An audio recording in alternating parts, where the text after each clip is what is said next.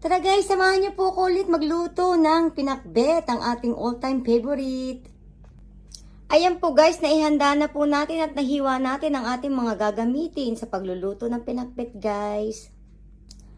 At ito po ang ating recipe guys, bawang sibuyas, baboy, mixed na seafoods, bagong alamang, chicharon, talong, sitaw, okra, kalabasa at ampalaya po. Tara guys, samahan niyo na po ako. Buksan na po natin ang ating kalan. Yan guys, pagmantikain po natin muli ang ating baboy. Yan guys, malapit na po siya magmantika. Halu-haluin lang po natin siya. Ayan guys, may mantika na po siya. Isunod na po natin ilagay dito ang ating bawang sibuyas.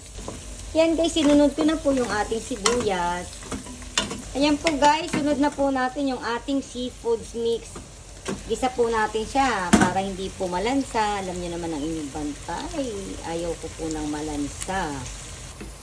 Yan po, pagtapos po nating haluin, istakpan lang po natin siya guys. Ayan guys, pag ganyan orange na po yung ating hipon, lagay na po natin yung ating bagoong alamang. Ayan guys, nalagay na po natin yung ating bagoong. Takpan po natin ulit siya guys ha.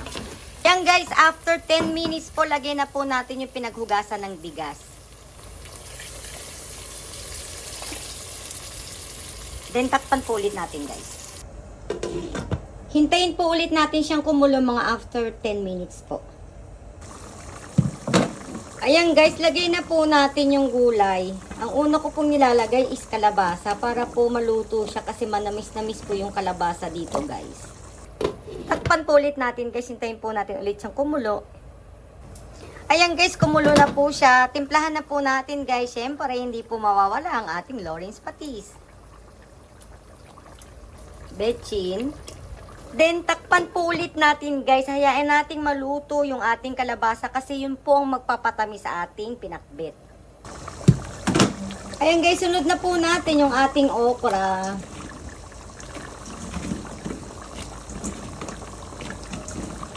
Sitaw, ating ampalaya. Takpan lang po natin siya ulit guys, hayaan natin ulit siyang kumulo. Yan guys, last ko pong inilalagay yung ating talong.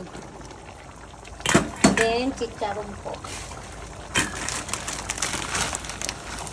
Then, tatakpan po ulit natin siya guys. Suko na po siya, tapos guys, takpan na po natin siya ulit.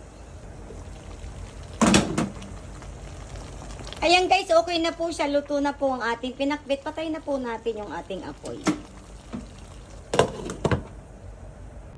Ayan guys, luto na po ang ating pinakbet. Kain na po tayo. Thank you for watching.